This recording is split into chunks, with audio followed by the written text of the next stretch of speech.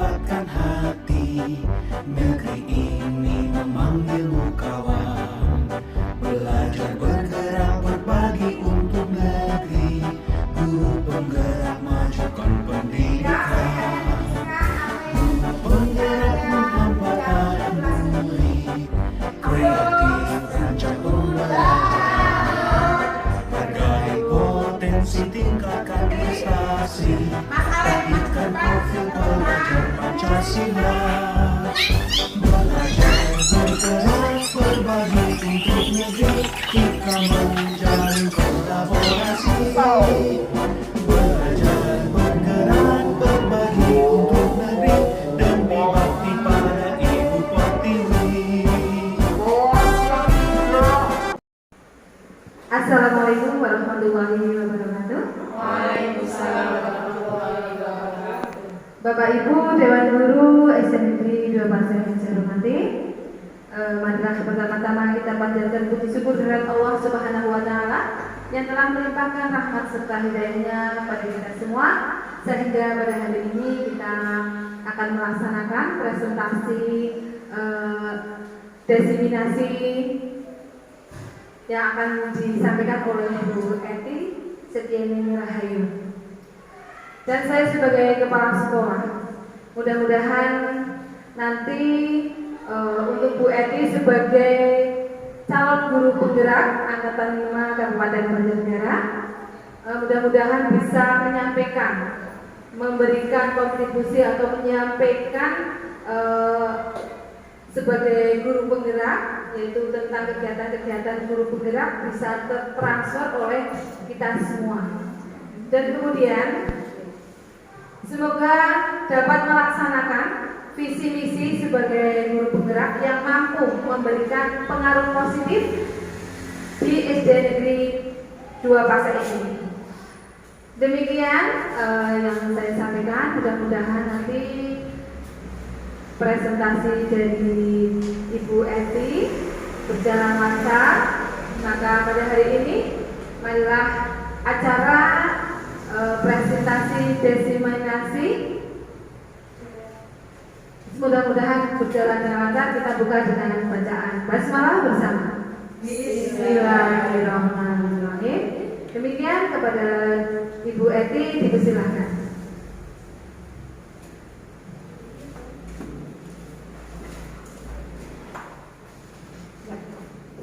Terima kasih atas waktunya yang telah diberikan kepada saya. Assalamualaikum warahmatullahi wabarakatuh. Waalaikumsalam warahmatullahi wabarakatuh. Salam sehat, salam bahagia untuk Bapak Ibu semua.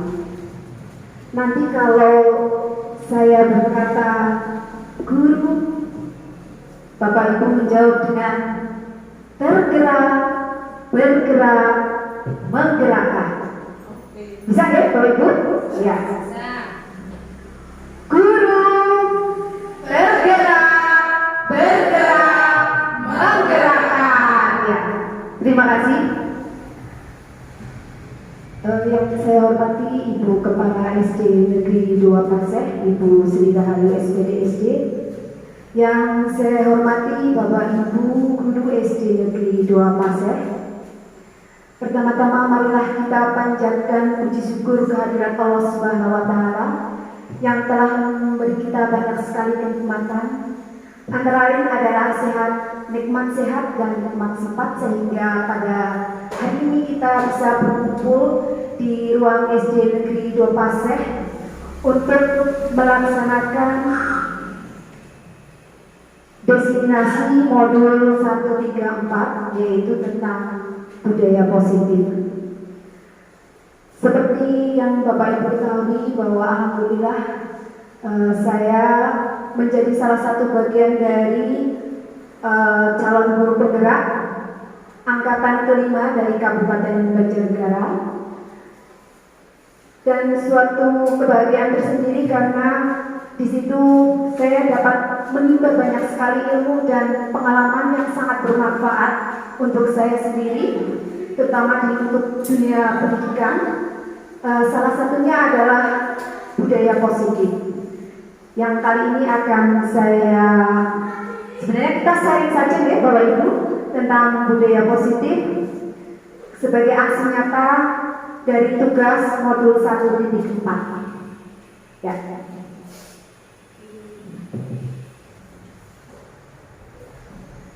Bapak Ibu semua, tadi agenda hari ini adalah pembukaan, kemudian kompetensi lulusan capaian umum dan capaian khusus, kemudian pemahaman inti, eksplorasi konsep, kemudian refleksi.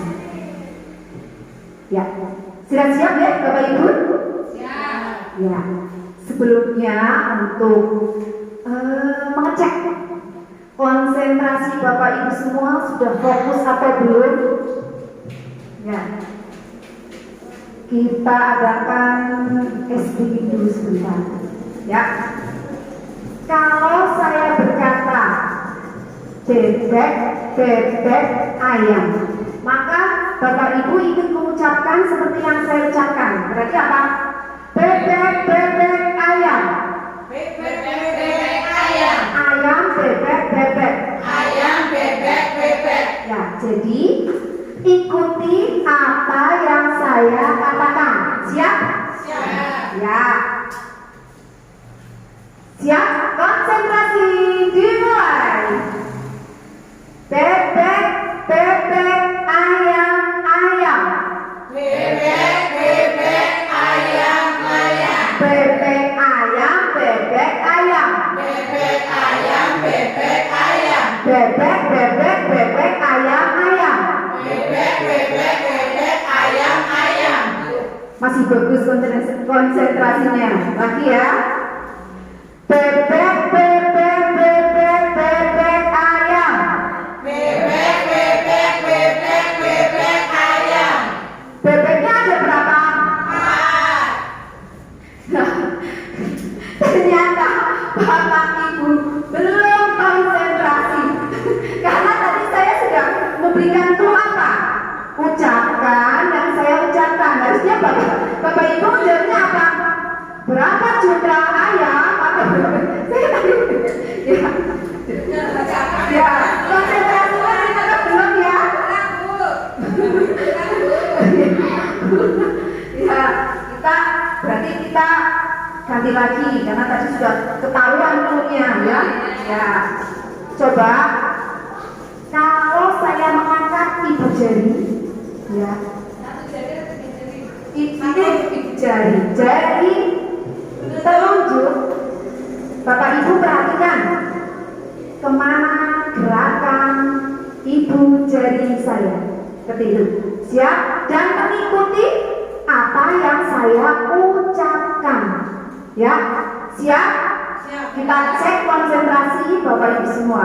Ya, coba. Ya, saya sudah dari telunjuk saya perhatikan dan ikuti. Perhatikan dari telunjuk saya. Ikuti apa yang saya ucapkan.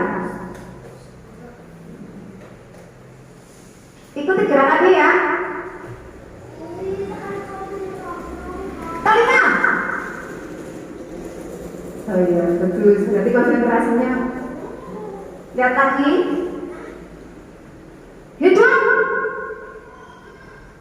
Oh iya, berarti konsentrasinya sudah bagus semua ya. Bapak Ibu hebat. Kita lanjut ke materi. Capaian khusus modul 1.4 yang pertama adalah mendemonstrasikan pemahaman CPT mengenai konsep budaya positif yang di dalamnya terdapat konsep perubahan paradigma, stimulus respon, dan teori kontrol.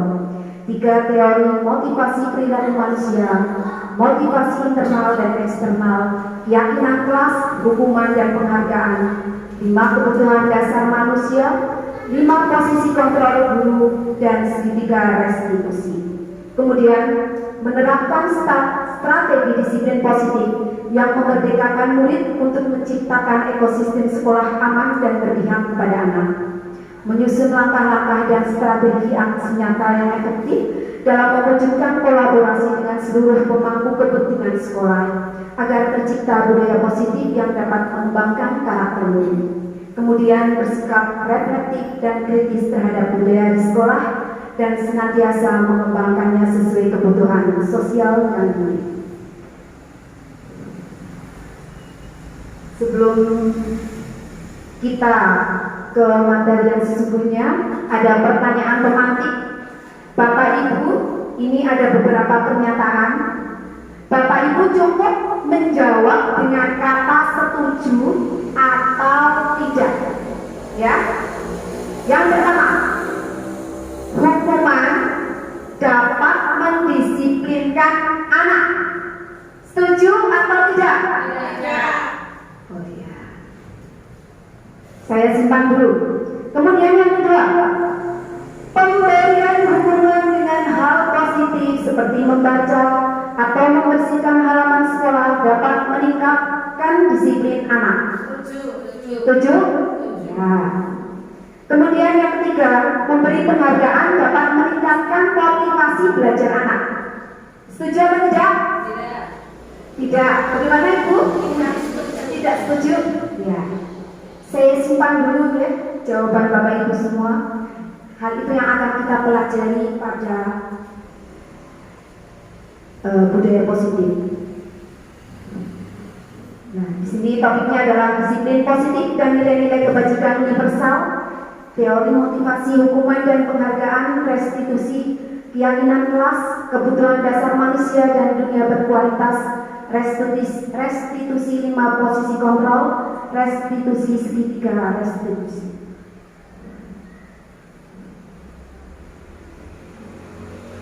Ya.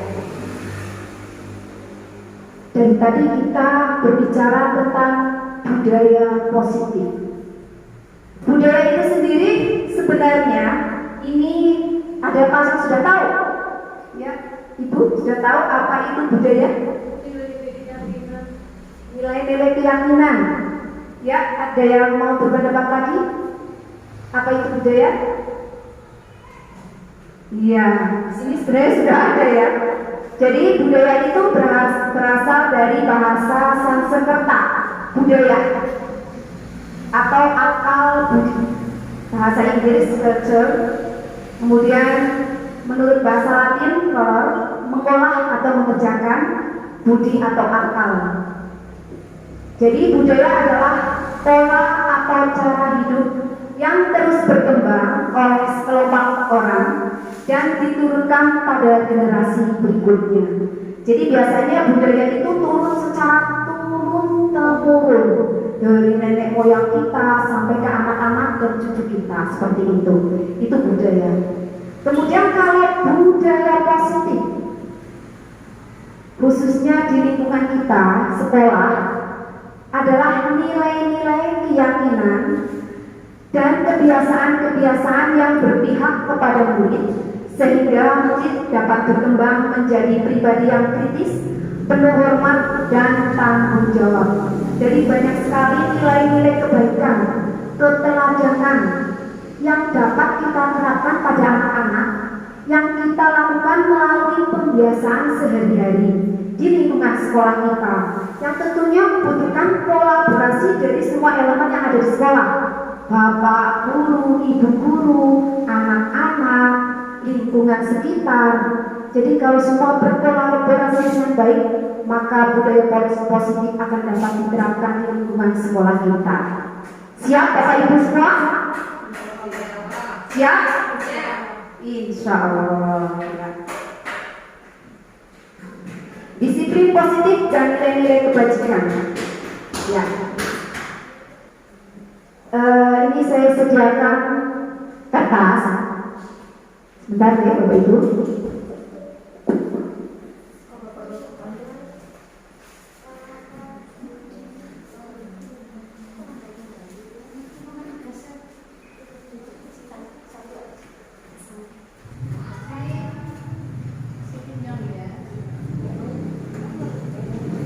Ya, di tangan Bapak Ibu nanti berpasangan deh, yang saya Bapak Ibu Pupuk, ya nanti berpasangan.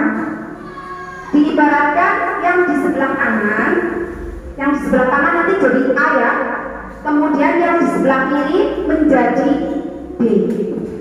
Tolong yang di sebelah A menuliskan hal apa yang paling berharga menurut Bapak Ibu semua. Apa hal yang sangat berharga menurut Bapak Ibu semua? Ditulis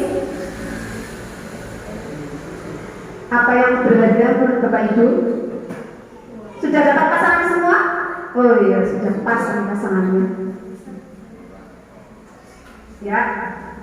Kalau sudah, tolong yang A atau yang sebelah kanan, tolong pegang erat-erat, boleh dengan kuat-kuat, sekuat tenaga, ambil nedengnya. Kemudian yang B itu berusaha untuk merebut apa yang ada di tangan A. Boleh dengan rayuan, boleh dengan menang. Jangan yang penting jangan dengan kekerasan fisik ya. Pak Abro boleh dengan rayuan boleh. Bro boleh dengan rayuan supaya Pak Abro dulu ya. Ya, boleh dimulai ya dengan ketiga ya. 1, 2, 3. Ya, apa yang terjadi? Ya, bro dengan rayuannya ternyata tidak apa. Jangan dikritik ya Bu. Kalau dikritik semuanya pasti sudah.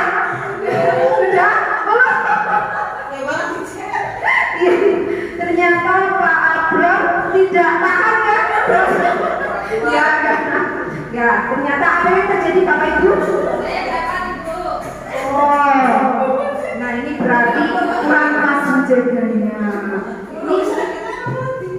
Ya, seandainya kita mempunyai sesuatu yang berharga, ya Bapak Ibu, pasti kita akan berusaha untuk mempertahankannya erat-erat, ya tidak? Apapun hambatan atau rintangan kita pasti akan terus berjuang mempertahankannya, seperti itu ya? Iya, agar tidak bisa dipengaruhi ataupun diambil oleh yang B tadi, seperti itu. Nah, ilusi bahwa ternyata ada perubahan paradigma teori kontrol, ilusi bahwa guru mengontrol murid seperti yang kita lakukan dalam kehidupan kita sehari-hari. Kita adalah mengontrol murid, ya tidak? Yang kita lakukan, kita sering mengontrol murid. Padahal sebenarnya ini terjadi karena guru diizinkan oleh murid untuk melakukannya. Seperti itu. Jadi hal itu menjadi seperti sebuah kebutuhan. Kemudian bahwa kritik dan membuat orang merasa bersalah dapat menguatkan karakter. Padahal yang sesungguhnya apa? Kritik dan membuat orang merasa bersalah dapat menguatkan karakter itu tidak benar. Karena nanti akan mengakibatkan si anak itu mendapatkan identitas yang gagal. Dia akan merasa bahwa dirinya paling buruk, seperti itu, merasa paling salah dan lain sebagainya, dan itu akan bertahan sampai lama seperti itu. Ilusi bahwa semua kekuatan positif atau dan bermanfaat itu juga tidak, ya. Ilusi bahwa orang dewasa memiliki hak untuk memaksa itu juga adalah salah. Berikutnya, ya. Yang benar bahwa kita berusaha memahami pandangan orang lain tentang dunia, bahwa semua perilaku memiliki tujuan. Hanya Anda yang bisa mengontrol diri Anda. Orang lain tidak bisa mengontrol diri. Iya, jadi hanya kita yang bisa mengontrol diri kita. Kolaborasi dan konsensus menciptakan pilihan-pilihan baru. Model berpikir menang-menang. Ya, teori kontrol atau disiplin. Disiplin berasal dari bahasa Latin disiplina yang artinya belajar. Makna asal dari kata ini berkonotasi dengan disiplin diri dari murid-murid Sokrates dan Plato. Disiplin diri membuat orang menggali potensinya menuju sebuah tujuan apa yang dia hargai. Namun dalam budaya kita, makna kata disiplin telah berubah menjadi sesuatu yang dilakukan seseorang pada orang lain untuk mendapatkan kepatuhan. Iya atau tidak? Iya. Biasanya anak disuruh kita untuk disiplin dan anak-anak patuh. Nah, tapi mereka melaksanakan karena itu untuk mendapatkan kepatuhan. Kecenderungan umum adalah menghubungkan kata disiplin dengan ketidaknyamanan, bukan dengan apa yang kita hargai atau pencapaian suatu tujuan mulia. Jadi anak-anak memang berdisiplin, tapi tadi karena untuk kepatuhan dan akhirnya membuat rasa yang tidak nyaman karena tidak termotivasi dari dalam diri mereka. Iya, bukan dari kesadaran diri mereka sendiri. Jadi karena memang patuh terpaksa, jadi membuat mereka tidak nyaman, bukan termotivasi dari dalam diri mereka. Itu yang selama ini kita laksanakan seperti itu. Kemudian disiplin positif, teori kontrol menurut Dr. William Glasser itu ranahnya ada 4. Yang pertama, Anda tidak bisa mengontrol orang lain, hanya Anda yang bisa mengontrol diri Anda. Ya. Kemudian, semua perilaku memiliki tujuan. Yang berikutnya, model berpikir menang-menang, kolaborasi dan konsensus menciptakan pilihan-pilihan baru. Yang terakhir, realitas kebutuhan kita berbeda. Kita berusaha memahami pandangan orang lain tentang dunia. Setiap orang memiliki gambaran yang berbeda. Jadi yang pertama, Anda tidak bisa mengontrol orang lain, hanya Anda yang bisa mengontrol diri kita. Seperti yang tadi sudah kita simulasikan, saat tangan Anda menggenggam sesuatu yang sangat berharga, maka Anda akan berusaha mempertahankannya.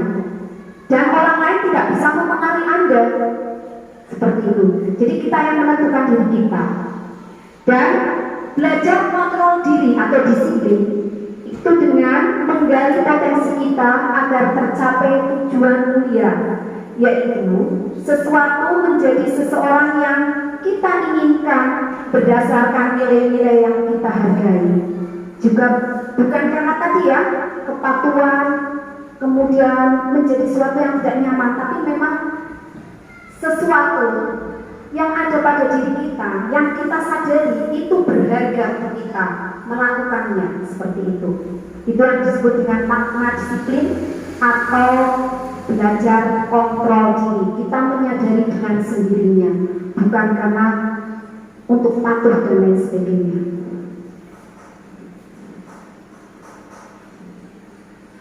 Kemudian tadi disebutkan tentang nilai-nilai yang ada, nilai-nilai kebajikan yang ada pada diri. Nah, nilai-nilai kebajikan universal. Nilai-nilai kebajikan adalah sifat-sifat positif manusia yang merupakan tujuan mulia yang ingin dicapai setiap individu. Nilai-nilai tersebut bersifat universal dan lintas bahasa, suku, bangsa, agama, maupun latar belakang. Jadi nilai-nilai kebajikan ini tidak secara khusus. Jadi ini secara umum. Jadi tidak menyebutkan dari menyebutkan bahasa, kemudian suku dan lain sebagainya. Jadi ini universal. Yang di dalamnya bahwa setiap perilaku atau perbuatan pasti memiliki suatu tujuan, seperti pendapat William Glasser tadi. Kemudian dengan mengaitkan nilai-nilai kebajikan yang diyakini seseorang, maka motivasi intrinsiknya akan terbangun sehingga menggerakkan motivasi diri dalam untuk mencapai tujuan mulia yang diinginkan. Kemudian, nilai-nilai kebajikan yang ingin dicapai oleh setiap anak Indonesia kita kenal dengan apa? Profil Pelajar Pancasila. Iya, yang di dalamnya terdapat apa saja coba? Beriman bertakwa pada Tuhan Yang Maha Esa. Ya, Mandiri. Bernalar kritis. Kreatif. ya. Dan berkebinekaan global, bergotong royong, kreatif sudah disebutkan ya tadi sama Pak Abro. Jadi apapun yang kita harapkan bahwa anak didik kita akan mempunyai nilai-nilai karakter yang sesuai dengan profil pelajar Pancasila.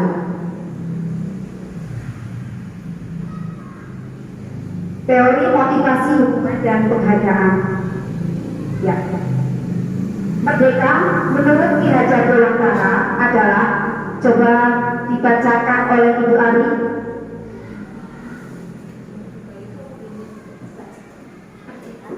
Merdeka menurut Ki Hajar Dewantara, merdeka itu artinya tidak hanya terlepas dari perintah, akan tetapi juga cakap buat memerintah diri sendiri.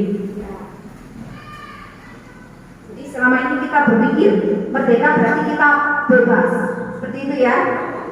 Tidak terlepas, tidak hanya terlepas dari perintah, tidak dapat perintah dan lain sebagainya. Ternyata merdeka itu berarti juga bahwa kita itu cakap buat memerintah diri sendiri, seperti itu.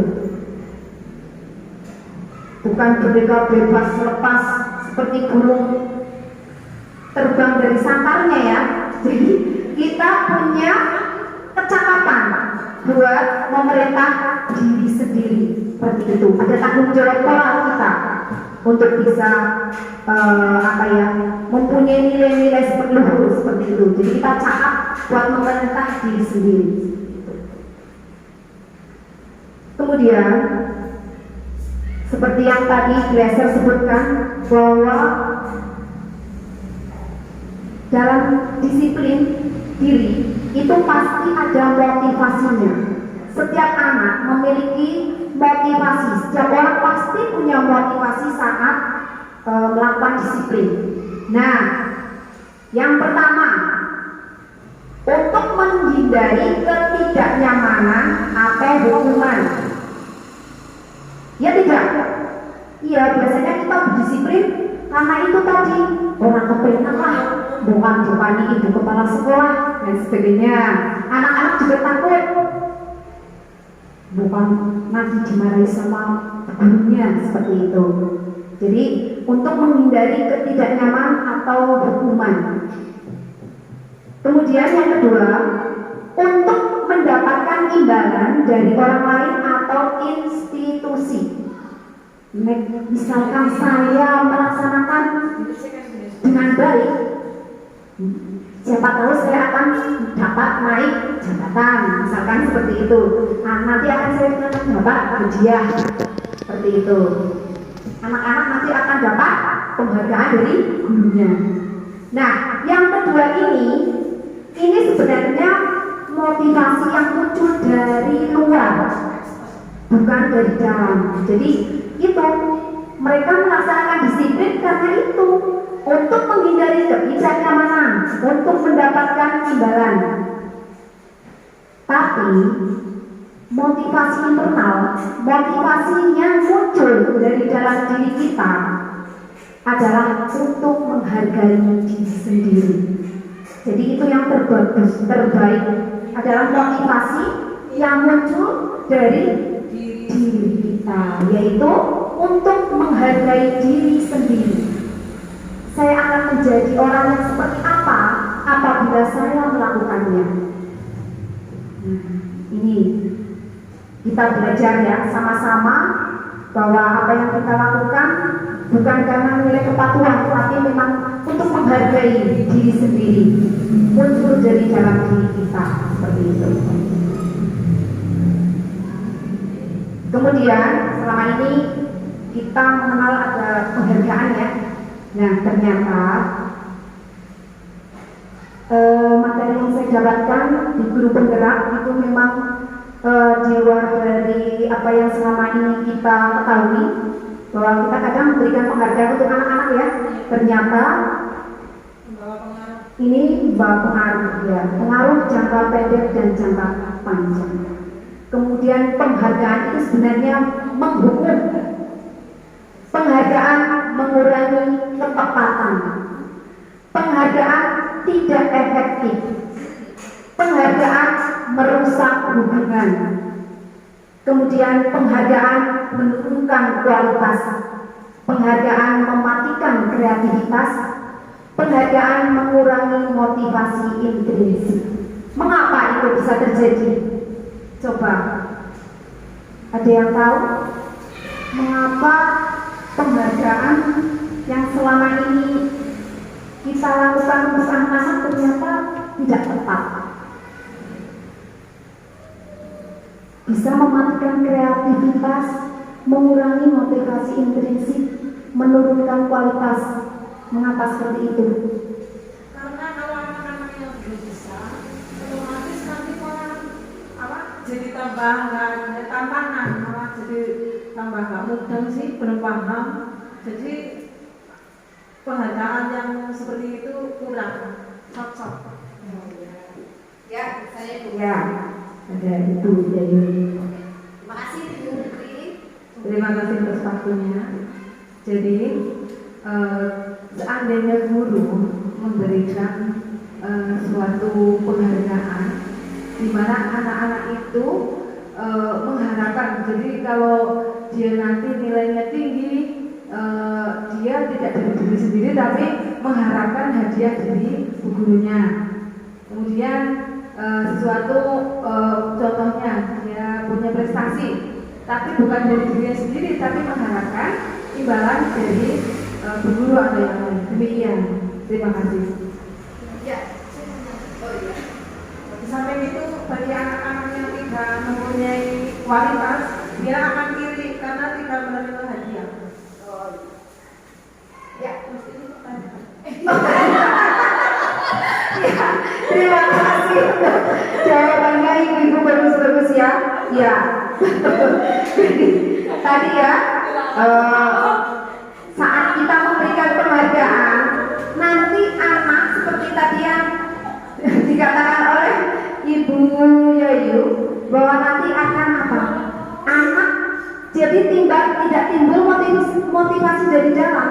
Dia berbuat baik karena ingin mendapatkan penghargaan, ingin dipuji, bukan muncul dari dalam diri mereka. Iya, jadi mereka melakukannya semata-mata karena ingin mendapatkan penghargaan tersebut. Itu hal yang keliru ternyata Bapak Ibu. Ya. Kemudian, ya, ini ada hukuman, kemudian ada konsekuensi. Bapak Ibu sering melakukan hukuman apa tidak terhadap anak-anak? Iya. Nah, ini kita akan lihat tidak ada ya. Iya. Kita lihat apa perbedaan hukuman dan konsekuensi. Hukuman sesuatu yang menyakitkan harus terjadi. Kemudian kalau konsekuensi sesuatu harus terjadi, memang harus terjadi. Kemudian hukuman membuat anak sakit fisik maupun hati untuk jangka waktu lama. Sedangkan konsekuensi membuat anak merasa tidak nyaman dalam jangka waktu pendek. Jadi hanya bertahan untuk waktu yang pendek. Kemudian hukuman anak membenci kedisiplinan. Sedangkan konsekuensi anak akan lebih menghargai disiplin. Kemudian hukuman bersifat seperti paksaan. Sedangkan konsekuensi stimulus atau penguatan. Kemudian untuk hukuman mendorong anak menyakiti diri sendiri. Konsekuensi mendorong anak agar mudah menyesuaikan diri. Konsep diri yang buruk itu hukuman, konsekuensi konsep diri yang baik. Kemudian anak belajar untuk menyembunyikan kesalahan. Kalau konsekuensi anak belajar untuk mematuhi peraturan. Kemudian untuk hukuman biasanya akan merasa bersalah, dipermalukan, merasa tidak dihargai. Sementara kalau konsekuensi, anak akan merasa kehilangan hak, dibuat tidak nyaman, diasingkan tapi untuk sementara waktu. Jadi ada perbedaannya ya, terlihat jelas ya antara hukuman dan konsekuensinya. Nanti Bapak Ibu harus bisa membedakan antara itu. Kemudian hukuman itu biasanya bersifat tiba-tiba, bersifat satu arah, sedangkan sanksi atau konsekuensi itu sudah terencana dan disepakati. Kemudian bukti tadi sudah ya, bersifat menyakiti, konsekuensi lebih mudah diterima dimengerti. Kemudian hukuman tidak ada korelasinya, kalau konsekuensi ada korelasinya. Kemudian hukuman bertahan dalam jangka waktu lama, konsekuensi bertahan dalam jangka pendek. Nah coba, tadi kan kita sudah belajar tentang hukuman dan konsekuensi. Jadi kalau hukuman itu tidak ada hubungannya dihukum, tapi kalau konsekuensi memang ada hubungannya. Untuk membedakan yang sangat jelas seperti itu, coba untuk yang pertama, ini termasuk hukuman atau konsekuensi ya. Mencatat 100 kali di dalam buku tulis, saya tidak akan terlambat lagi karena terlambat ke sekolah. Ini termasuk hukuman. Bagus, berarti sudah paham. Jadi anak disuruh mencatat 100 kali di dalam buku karena dia terlambat sekolah, kan tidak ada hubungannya ya. Terlambat bukunya menulis kalimat. Kemudian lari mengelilingi lapangan basket 2 kali karena terlambat hadir di sekolah. Ya, coba apa? Iya, betul. Murid diminta untuk push up 15 kali karena tidak menggunakan masker ke sekolah. Ya, betul. Menggantikan kertas tugas teman yang telah dicoret-coret. Bapak Ibu hebat semua. Kemudian membersihkan tumpahan air di meja tulis karena tersenggol pada saat belajar. Iya, betul. Murid disuruh untuk tidak mengenakan sepatu seharian di sekolah karena tidak mengenakan sepatu hitam. Betul. Kemudian yang terakhir, lari mengelilingi lapangan basket 2 kali karena terlambat 10 menit untuk pelajaran PJOK. Mantap sekali nih Bapak Ibu, hebat semua. Tepuk tangan untuk semua. Ya, ternyata sudah jelas. Kemudian keyakinan kelas. Nah, salah satu penerapan budaya positif yang dapat kita lakukan adalah dengan melakukan keyakinan kelas. Ya. Mengapa tidak peraturan saja? Mengapa harus keyakinan kelas? Ini ada beberapa pertanyaan. Mengapa kita memiliki peraturan harus menggunakan helm bila mengendarai kendaraan roda 2? Mengapa kita memiliki peraturan 3M, menggunakan masker, mencuci tangan dan menjaga jarak 1,5 meter? Mengapa kita memiliki peraturan harus datang tepat waktu saat mengikuti pelatihan? Nah, untuk mendukung motivasi intrinsik, kembali ke nilai-nilai keyakinan, lebih menggerakkan seseorang dibandingkan mengikuti serangkaian peraturan. Jadi keyakinan itu lebih memotivasi dari dalam daripada peraturan. Jadi nilai-nilai yang kita yakini itu yang akan kita jadikan sebagai keyakinan kelas. Jadi nanti Bapak Ibu bisa menerapkannya di masing-masing kelas. Nilai-nilai apa yang menjadi kesepakatan? Jadi nanti Bapak Ibu nanti di kelas itu nanti bersama dengan anak-anak akan membuat kesepakatan kelas dulu. Jadi apa yang sebenarnya anak-anak inginkan di kelas tersebut? Kelas idaman seperti apa yang mereka harapkan, sekolah seperti apa yang mereka inginkan. Seperti itu. Nanti Bapak Ibu bisa memberikan kepada anak untuk mencatatkan apa-apa yang mereka inginkan di kelas impian mereka. Kemudian nanti Bapak Ibu bisa tempelkan beberapa yang anak tulis, akhirnya akan menjadi kesepakatan kelas. Dari kesepakatan kelas tersebut, ini akan yang kita jadikan sebagai keyakinan kelas, nilai-nilai baik yang akan kita jalankan di kelas masing-masing. Contohnya seperti kami, guru dan murid, saling menyayangi. Jadi nilai kesepakatan kelasnya seperti itu. Ini akan jadi nilai, nanti akan menjadi keyakinan kelas. Kemudian kami murid yang semangat belajar. Kami murid yang peduli dengan teman-teman. Datang tepat waktu, mengucapkan salam, menjaga kebersihan sekolah, berdoa sebelum dan sesudah kegiatan, aktif dalam pembelajaran, tertib. Jadi jangan membuat nanti dalam membuat keyakinan kelas itu lebih tidak terlalu spesifik ya. Jadi dalam arti yang lebih luas dan diusahakan tidak menggunakan kata tidak, jangan seperti itu. Contohnya, misalkan nilai keyakinan kita adalah hormat yang terdengar. Nah, itu misalkan anak-anak dilatih untuk satu orang berbicara, yuk saya bantu, kita bisa selesaikan ini bersama-sama.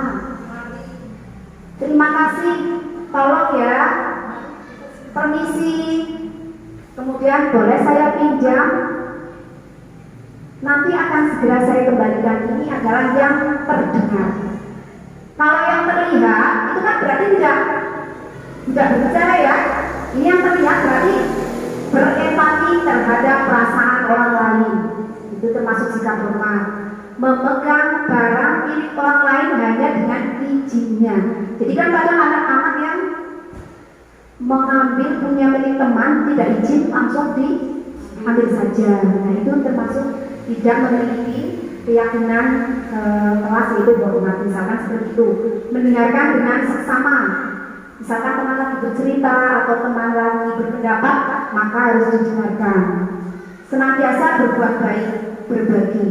Kemudian dalam tingkah laku, kalau tadi kan yang terlihat, nah dalam tingkah laku misalkan tersenyum ramah, memberikan salam hormat, berjabat tangan, meletakkan tangan di dada, saling seperti itu. Memberikan ruang bekerja, postur tubuh yang tenang. Ini adalah hormat dilihat dari aspek terdengar, terlihat, berperilaku. Ini dapat dilihat hormat tampak seperti datang tepat waktu, yang tidak berarti sering hadir terlambat. Seperti itu ya Bapak Ibu semua. Kemudian peraturan dan keyakinan kelas. Selalu kembalikan buku ke tempatnya. Berarti termasuk keyakinan kelasnya tanggung jawab. Dilarang mengganggu orang lain. Berarti menghormati orang lain.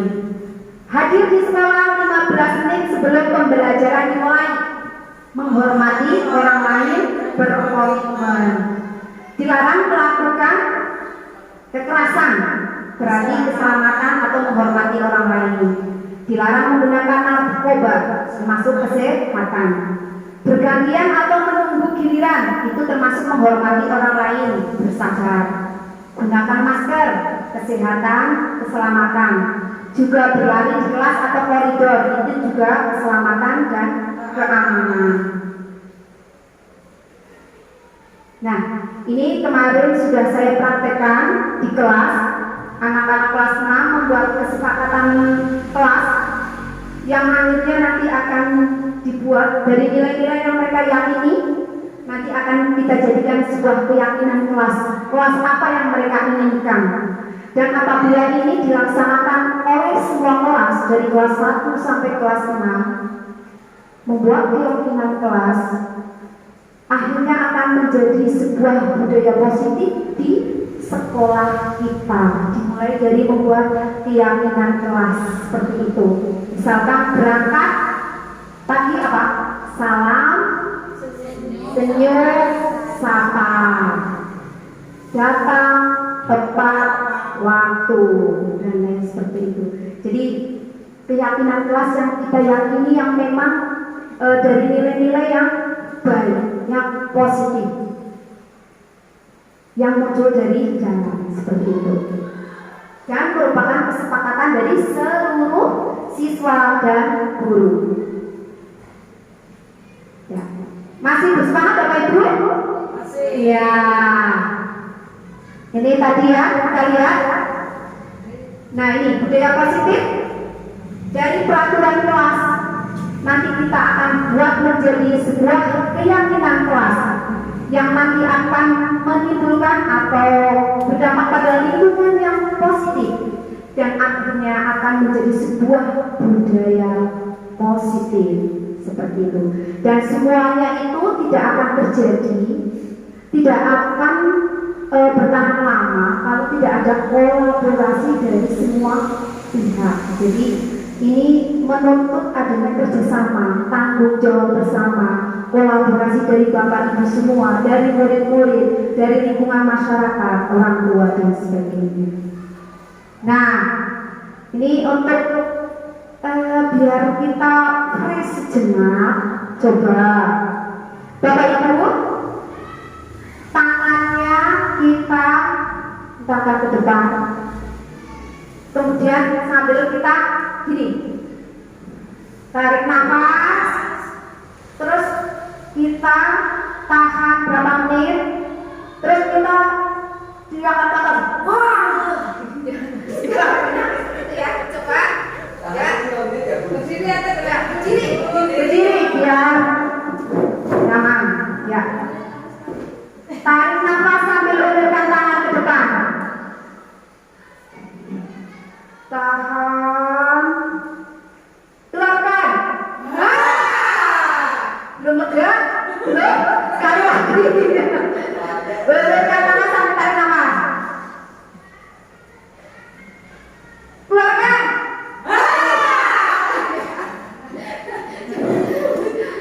Segala unek-unek, segala kegalauan dihilangkan ya Bapak Ibu. Kita belajar bersama, sharing bersama untuk anak didik kita.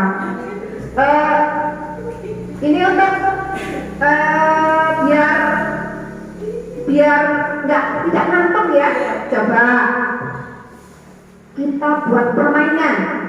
Nanti misalkan jika saya menjadi apa, nah nanti yang sebelahnya menjawab, yang saya tunjuk maka akan menjawab menyambung kata-kata dari jika saya menjadi dokter. Nah nanti yang saya tunjuk berarti saya akan apa gitu. Siap? Jika saya menjadi Spiderman. Ya coba kita mulai dari Ibu Ari.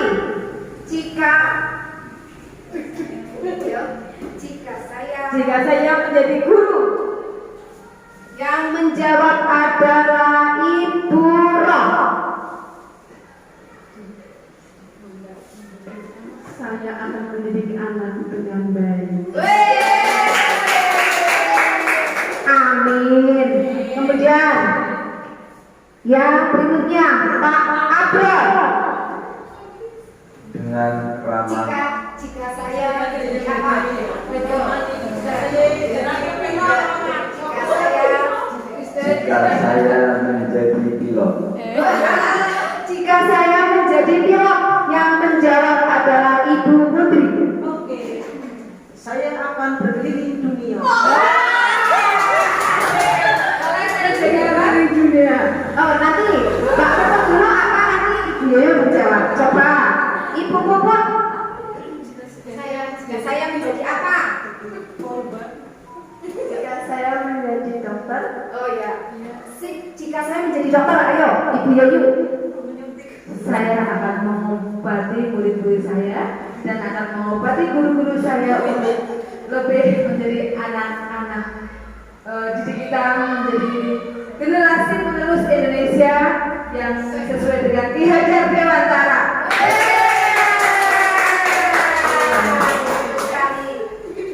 Ternyata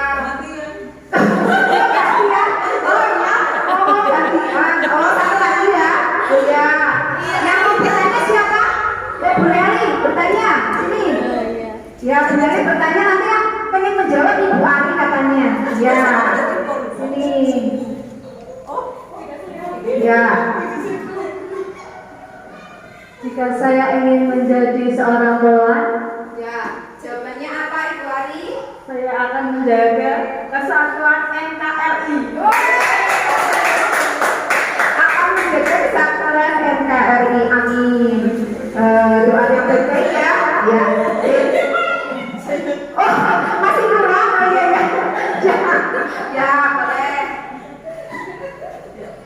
Jika saya jadi kepala sekolah,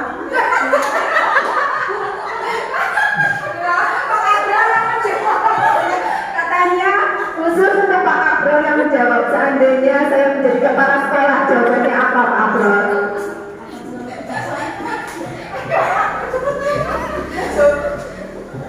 akan memberikan motivasi kepada guru-guru supaya menjadi guru yang bergerakkan.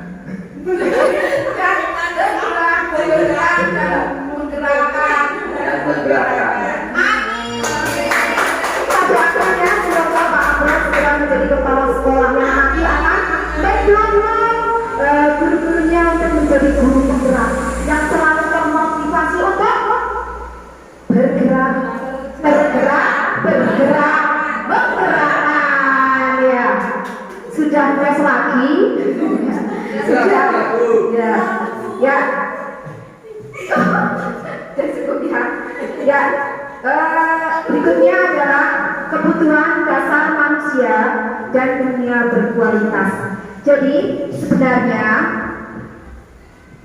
kita melakukan sesuatu pasti karena kita termotivasi atau kita ada kebutuhan. Jadi kita berusaha bagaimana untuk dapat mencapai kebutuhan kita. Nah, kebutuhan dasar manusia sebenarnya ada berapa Bapak Ibu? Ada berapa? 5. Apa saja? Penguasaan, bertahan hidup, kesenangan dan kebebasan. Ya, jadi sebenarnya kebutuhan dasar manusia itu ada 5. Bertahan hidup ya. Diibaratkan misalkan ada suatu kasus. Sebut saja misalkan dia Rudi. Rudi itu suatu hari dia mengambil makanan milik temannya. Nah, dia melakukan semua itu pasti karena dia ada kebutuhan yang tidak terpenuhi. Misalkan kebutuhan bertahan hidup. Ada yang tahu apa? Mengapa dia mengambil apa? Makan. Iya betul. Karena ternyata dia tidak diberi bekal sama ibunya. Jadi akhirnya dia untuk karena dia lapar ya mengambil milik temannya. Jadi di sini kebutuhan dasarnya adalah bertahan hidup. Kemudian kalau kasih sayang dan rasa diterima, ada yang bisa menjawab? Kasih sayang dan rasa diterima dari kasus Rudi tadi. Karena dia kurang kasih sayang dari orang tua, akhirnya dia butuh perhatian dari gurunya, dari teman-temannya. Jadi dia mengambil makan dari temannya. Kemudian kalau kesenangan, ada yang tahu? Dari kasus itu tadi mengambil makanan. Dia senang karena dia sudah bisa makan kenyang, dia terpenuhi keinginannya. Oh ya, hampir saja betul. Jadi dia senang karena apa? Iseng saat dia melakukan seperti itu dia senang temannya, ya seperti itu. Jadi dia hanya untuk kesenangan saja. saja iseng pada temannya mengambil, ya seperti itu. Kemudian kalau penguasaan, senang dia, jadi jadi dia senang melakukan itu. Nah, kalau cari perhatian tadi yang kasih sayang, jadi dia senang melakukan itu hanya untuk iseng. Penguasaan ada yang tahu? Kalau penguasaan itu dia itu merasa dirinya itu yang paling hebat. Nah, jadi dia bebas mau dia ingin jadi seperti pemimpin dan lain sebagainya dan mengambil makanan milik temannya seperti itu. Jadi penguasaan. Kemudian kalau kebebasan yaitu karena dia ingin sesuatu yang lain. Dikasih bekal misalkan ternyata telur, padahal dia inginnya yang berbeda. Nah, dari akhirnya melakukan isu kebebasan mengambil milik temannya seperti itu. Jadi yang anak-anak lakukan, yang kebebasan itu tadi berarti dia itu menginginkan sesuatu yang berbeda. Jadi bebas, sampai nyoba, yang kepengen kaya, ini yang pengen sekali seperti itu. Jadi setiap yang anak lakukan sebenarnya mereka untuk memenuhi kebutuhan dasar yang tidak terpenuhi, yang mereka lakukan kadang seperti itu. Jadi waktu anak melakukan suatu kesalahan, sebenarnya kita jangan langsung menuduh atau langsung marah, kita emosi dan sebagainya. Kita gali dulu sebenarnya apa yang terjadi, kita identifikasi dulu sebenarnya apa yang terjadi seperti itu. Nah ini. Kemudian 5 posisi kontrol. Nah ini berkaitan dengan kita sebagai pendidik. Kita sebenarnya sudah berada di posisi mana? Yang pertama adalah penghukum, pembuat orang merasa bersalah, teman, pemantau atau manajer. Nanti Bapak Ibu bisa melihat pada diri Bapak Ibu sebenarnya nomor posisi dia. Nah, pada saat menjadi penghukum, ini guru biasanya menghardik, menunjuk-nunjuk, menyakiti atau menyindir. Nah, ini posisi menjadi penghukum. Jadi kamu yang seperti itu menunjuk-nunjuk menghardik. Semua salah, tidak telat baik. Nah, seperti itu ya. Jadi kita kata-katanya kasar, menyakiti perasaan anak. Nah, di sini ada contoh. Kalau kamu tidak melakukannya, awas ya, rasakan. Nah, kemudian hasilnya apa? Anak-anak akan memberontak, menyalahkan orang lain, bahkan kemungkinan anak akhirnya akan menjadi apa? Berbohong untuk menutupi kesalahannya. Nah, di sini adalah kemudian murid berkata, biarkan saja, nanti juga marah-marah lagi. Ini kemungkinan yang akan terjadi seperti itu. Nah, dampaknya juga anak nanti akan mengulangi kesalahan mereka. Kemudian untuk yang kedua, membuat orang merasa bersalah. Nah, ini kalau di posisi seperti ini, guru itu berceramah di depan anak-anak. Seharusnya kamu begini, ibu kecewa. Nah, kamu seharusnya sudah tahu. Ibu lelah sekali mengatakannya, ibu stres dan lain sebagainya. Ini kata-kata yang biasa ucapkan. Apa kamu tidak kasihan sama ibu? Nah, kalau membuat orang merasa bersalah. Sudah pernah seperti itu Bapak Ibu? Sudah ya. Berarti kita di posisi membuat orang merasa bersalah. Nah, ini hasilnya adalah anak menyembunyikan, menyangkal, berbohong. Nah ini kaitannya dengan dunia berkualitas. Murid meletakkan guru di dalam dunia berkualitas. Kemudian anak biasanya akan menjawab, maafkan saya. Dan yang terjadi adalah biasanya anak merasa rendah diri. Kemudian yang ketiga, sebagai teman. Mungkin itu yang sering saya lakukan. Nah, ternyata kita Nah ini yang ketiga, membuat alasan-alasan untuk muridnya. Nah ini, mungkin saya pernah berada di posisi seperti ini. Jadi ayolah lakukan diri ibu. Masa kamu tidak mau? Ingat ibu tidak ibu pernah bantu. Nah akhirnya nanti akan menjadi sebuah ketergantungan. Murid meletakkan guru sebagai orang yang sangat penting di dunia berkualitas. Saya pikir, murid berkata, saya pikir bapak ibu teman saya, ternyata begitu. Nah akhirnya anak-anak akan menjadi lemah, tidak mandiri dan tergantung. Kemudian yang berikutnya adalah sebagai pemantau. Kita selalu jadi kita selalu menggunakan patokan, menggunakan aturan. Itu kalau pemantau, menghitung, mengukur apa peraturannya. Nah, ini tata tertibnya. Kemudian ini hasilnya menyesuaikan diri bila diawasi. Berapa banyak bintang yang saya harus peroleh, berapa halaman yang harus saya tulis. Nah ini biasanya ke anak-anak ya, anak-anak akan menjawab seperti itu. Nah ini kalau sebagai pemantau.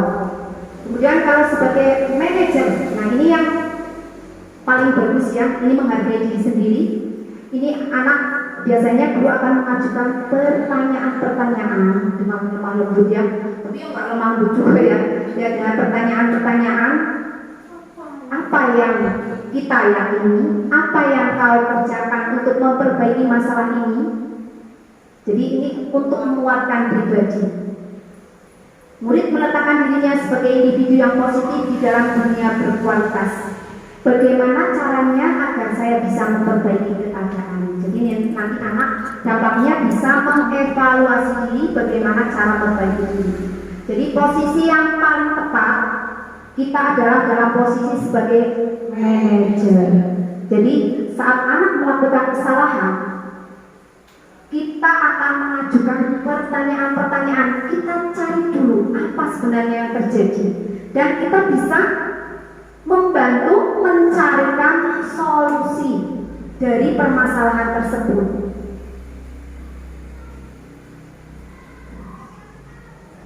Nah ini coba ada pernyataan seperti ini. Saya kecewa sekali dengan kamu. Nah ini termasuk posisi mana ini? Saya kecewa sekali dengan kamu.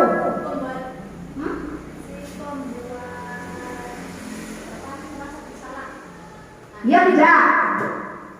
Yang pertama adalah pembuat rasa bersalah. Betul. Ya.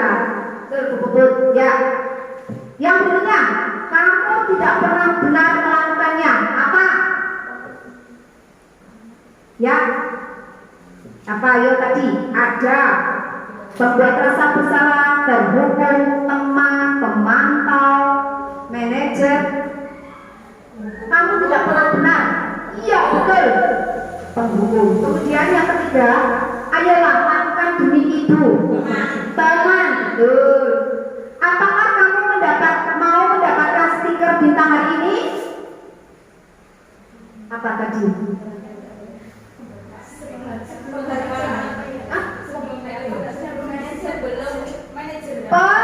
Pemantau, ya betul. Sudah tahu tapi lupa namanya ya.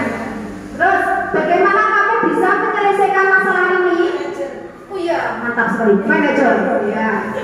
Kamu selalu yang paling terakhir. Apa ya? Penghukum, ya. Berarti Bapak Ibu sudah mulai paham. Dan bagaimana kita harus bersikap ya? Posisi yang terbaik adalah mana? Sebagai manajer, atau kalau tidak kita berada pemantau atau manajer lah, seperti itu ya. Nah ini, jadi kita sebenarnya diharapkan bisa di antara dua itu, sebagai pemantau atau sebagai manajer. Jadi ada konsekuensi atau hadiah. Nanti yang berikutnya untuk sebagai manajer anak-anak bisa memperbaiki. Ya, restitusi. Apa itu restitusi? Restitusi adalah proses penciptaan kondisi bagi murid untuk memperbaiki kesalahan mereka, ya. Mereka bisa kembali. Restitusi adalah proses menciptakan kondisi bagi murid untuk memperbaiki kesalahan mereka sehingga mereka bisa kembali kepada kelompok mereka dengan karakter yang lebih kuat. Iya. Terima kasih pada Ibu Menteri yang sudah membaca apa itu restitusi. Ya, tadi adalah proses menciptakan kondisi bagi murid untuk bisa memperbaiki kesalahan mereka sehingga mereka bisa kembali ke kelompok mereka dengan karakter yang lebih kuat seperti itu. Jadi kita akan membantu murid untuk bisa menemukan diri mereka, menemukan solusinya, memperbaiki kesalahannya agar menjadi lebih baik lagi dan tidak ada perasaan tak merasa besar, tapi menjadi karakter justru yang menjadi lebih kuat, ya seperti itu. Kemudian ciri-ciri restitusi ini ada 9. Nanti kita bisa pelajari bersama-sama lagi. Ya, kita lanjut segitiga restitusi. Ya, ada 3 segitiga restitusi, yaitu pertama menstabilkan identitas, validasi kebutuhan, kemudian menanyakan keyakinan. Jadi yang pertama, saat anak melakukan kesalahan, kita bisa menstabilkan identitas. Kita bisa bilang kepada anak-anak, setiap orang pasti pernah melakukan kesalahan. Kemudian kamu bukan satu-satunya yang pernah melakukan ini. Nah, ini yang namanya menstabilkan identitas. Jadi kita tidak langsung menganggap dia itu sebagai orang yang paling bersalah seperti itu. Kemudian validasi kebutuhan, kita cari tahu sebenarnya mereka melakukan itu karena apa. Jadi kita bisa menggunakan pertanyaan, kamu tentu punya alasan mengapa melakukan itu. Kemudian, adakah cara yang lebih efektif untuk mendapatkan apa yang kamu butuhkan? Ini adalah validasi kebutuhan. Kemudian yang berikutnya menanyakan keyakinan. Kamu sebenarnya ingin menjadi orang yang seperti apa? Nilai-nilai apa yang telah kita sepakati? Keyakinan kelas apa yang telah kita sepakati? Nah, ini yang namanya segitiga restitusi. Ada apa saja? Menstabilkan identitas, validasi kebutuhan, menanyakan keyakinan. Itu yang akan kita lakukan. Mudah-mudahan bisa kita lakukan. Amin. Jadi ini ya, menstabilkan identitas ya. Berbuat salah itu hal manusia, tidak ada manusia yang sempurna. Bapak Ibu juga pernah buat salah. Kita pasti bisa menyelesaikan permasalahan ini. Bapak Ibu tidak tertarik untuk mencari tahu siapa yang benar, siapa yang salah. Bapak Ibu lebih tertarik untuk menyelesaikan masalah. Kalau kamu menyalahkan dirimu sendiri terus-menerus, apa kamu bisa bersikap baik pada dirimu sendiri? Ini termasuk di menstabilkan identitas. Kemudian validasi kebutuhan, membantu siswa mengenali kebutuhan yang ingin dipenuhinya. Guru berkata, kamu bisa kan melakukan hal yang lebih buruk, tapi kamu tidak melakukannya. Kamu pasti punya alasan mengapa melakukannya. Apa yang penting bagi kamu? Kamu boleh tetap berusaha menjaga sikap itu, tapi tambahkan sikap lain yang baru. Maukah kamu belajar cara lain untuk mendapat yang kamu butuhkan tanpa harus mengumpul? Apa kamu bisa melakukan dengan lebih baik besok lagi? Nah, seperti ini termasuk validasi kebutuhan. Jadi ini membantu siswa untuk mengenali kebutuhan apa sebenarnya yang ingin dipenuhi oleh anak saat mereka melakukan kesalahan. Kemudian untuk menanyakan keyakinan, ini kita bisa melihat kesalahan anak nanti dihubungkan dengan nilai-nilai yang sudah nilai-nilai yang kita percaya. Apa nilai yang kita percaya di kelas, atau kesepakatan apa yang telah kita sepakati di kelas? Kelas yang ideal seperti apa sih? Kamu ini jadi anak seperti apa? Apa yang kamu rasakan ketika kamu melakukan itu? Kamu menjadi orang yang seperti apa? Nah, ini. Jadi ya, cukup. Itu tadi tentang hal-hal yang ternyata begitu sangat luas ya. Kita sebagai pendidik ternyata kadang dihadapkan dengan permasalahan yang ternyata selama ini tidak kita sadari ya. Jadi kita setelah saya tahu, setelah saya belajar dari modul-modul yang ada di pendidikan guru penggerak, hal ini merubah diri saya, berusaha untuk menjadi yang lebih baik lagi seperti itu. Kemudian dari apa yang tadi sudah kita pelajari bersama tentang budaya positif yang di dalamnya ternyata banyak sekali ya, antara lain ada posisi kontrol, segitiga restitusi, kemudian keyakinan kelas, kemudian ada motivasi, ada apalagi ya, hukuman, terus validasi dia, itu yang segitiga restitusi. Kemudian hal apa yang mengubah paradigma saya yang akan saya dapatkan? Hal baru apa yang mengubah paradigma saya yang saya dapatkan? Hal baru apa coba? Ada yang tahu? Hal baru apa yang bisa mengubah paradigma saya? Yang tadinya saya seperti ini, ternyata setelah belajar apa coba? Ada yang ada? Iya, mungkin hal yang kecil saja. Hal yang kecil yaitu tadi kita bisa menempatkan diri di posisi mana kita seharusnya. Kemudian kita bisa melakukan segitiga restitusi pada anak-anak. Kemudian kita bisa membuat keyakinan kelas untuk disepakati agar menjadi sebuah budaya positif di sekolah. Hal itu. Kemudian perasaan apa yang muncul selama mengikuti sesi ini, khususnya mengenai makna disiplin dan motivasi intrinsik. Apa coba tadi? Apa tadi? Motivasi intrinsik adalah motivasi yang muncul dari dalam, yang di dalamnya termuat apa? Nilai-nilai kebajikan, nilai-nilai positif. Seperti itu. Yang membuat hidup kita itu menjadi lebih bermakna, bukan karena nilai kepatuhan dan lain sebagainya, seperti itu ya. Kemudian peran Among seperti apa yang saya lakukan selama mengikuti modul ini? Kita adalah Among. Jadi selama mengikuti modul ini apa? Kita menjadi pembelajar sepanjang hayat, bahwa kita harus selalu belajar dan belajar agar kita bisa membuat anak-anak menjadi lebih baik dan lebih baik lagi. Jadi kita tidak pernah lelah untuk menjadi pembelajar sepanjang hayat. Saya akan menjadi Among seperti apa setelah mengikuti modul ini? Yang bisa menuntun anak-anak ya, untuk menuntun anak-anak menjadi lebih baik lagi. Terima kasih atas waktunya untuk hari ini. Demikian yang dapat saya sampaikan. Semoga bisa bermanfaat buat Bapak Ibu semua dan semuanya. Kita niatkan ibadah. Kita berharap supaya anak didik kita akan menjadi generasi yang punya karakter, punya profil pelajar Pancasila, dan kita bisa menciptakan budaya positif di lingkungan sekolah kita, sehingga anak didik kita akan menjadi generasi yang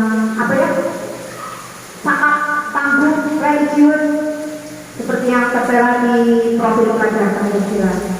Terima kasih Bapak Ibu hebat semua. Apabila ada tutur kata yang kurang berkenan, mohon dimaafkan. Saya akhiri. Wassalamualaikum warahmatullahi wabarakatuh. Assalamualaikum warahmatullahi wabarakatuh. Saya Ibu Sri Rahayu, Kepala Sekolah SD Negeri 2 Paseh.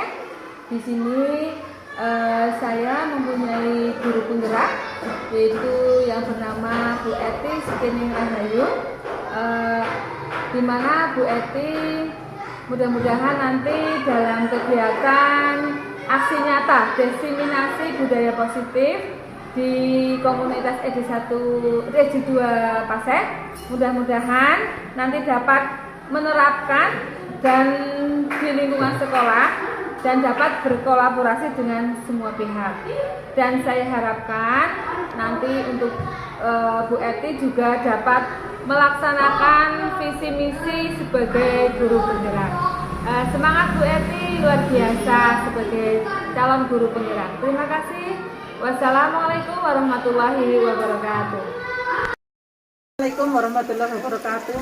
Saya Mudria dari SDN Pasir, rekan dari Bu Eti Setining Rahayu yang telah menjadi guru penggerak di Kabupaten Banjarnegara Angkatan 5 yang telah menyampaikan diseminasi modul 1.4 budaya positif dan keyakinan kelas yang positif.